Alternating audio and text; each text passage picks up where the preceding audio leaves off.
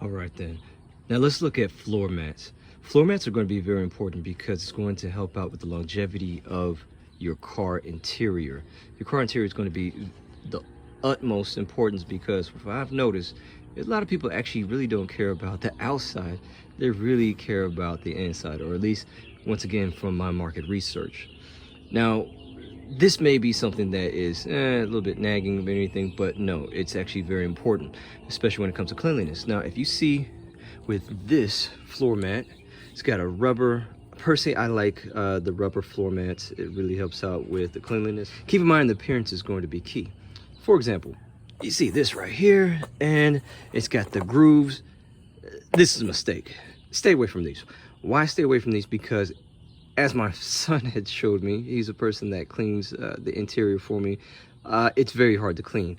Getting into these little grooves, I can see right here, you have to clean into here. This is going to take more of your time, and your time economy is going to be essential when it comes to running your car business. Unless you have a lot of time and you want to spend a lot more time on it, then by all means. But I try to go for ones that look like this. They're smooth, can still trap some dirt, but it's going to be easy to clean with a water hose or wiping. You can see, let's go into the back. Bam, very easy. The grooves are not deep. It makes it a lot easier. My son very much appreciated me changing to these.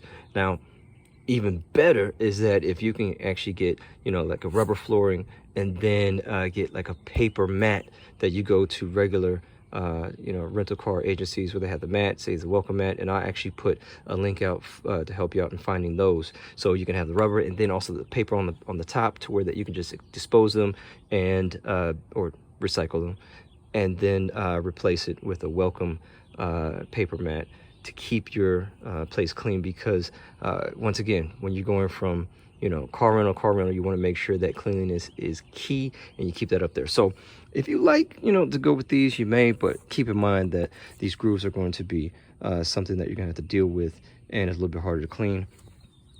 And so you can see the difference of the two. If you would like to go with the carpet mats, you may do so, but let me show you a little bit something about the carpet mats. Now, the carpet mats are basically like having carpet in the house. Unfortunately, at this moment, it's pretty outdated. Carpet mats, here's some of the problems. One, stains are hard to get out. Two, as a comparison of the rubber, because it's rubber.